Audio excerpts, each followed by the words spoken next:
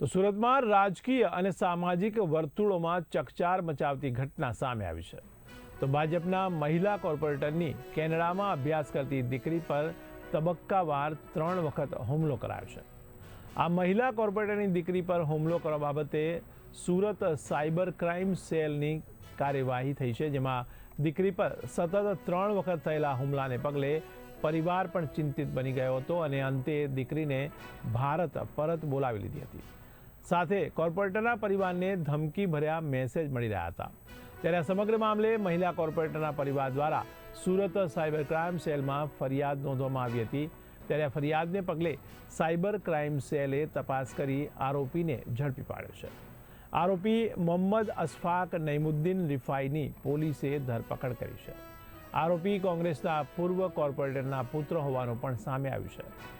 તો આરોપી ભાજપના મહિલા કોર્પોરેટરના પતિ ભૂપેન્દ્ર રાવતકાના મિત્રનો દીકરો હોવાનું પણ જાણવા મળ્યું છે। તો કોંગ્રેસના પૂર્વ કોર્પોરેટર મોહમ્મદ નઈમુદ્દીન રિફાઈ અને ભાજપના કોર્પોરેટરના પતિ ભૂપેન્દ્ર રાવતકા વર્ષો જૂના મિત્ર હોવાનો પણ ઘટસ્ફોટ થયો છે। સાયબર ક્રાઇમ સેલમાં એક ફરિયાદ નોંધવામાં આવી છે, જેમાં જે ફરિયાદી છે એમને અજાણ્યા નંબરથી ગંદુ ગાડી આપીને અને ધમકી ભર્યા મેસેજ એમના દીકરી વિશે કરનાર જે વ્યક્તિ છે એમની સામે એક ગુના નોંધવામાં આવેલ હતું અને એને ડિટેક્ટ કરતા અમે લોકોને ખબર પડી કે ડમી નંબર વાપરવામાં આવેલ હતી અને જે ડમી નંબર જે ઓનર છે એક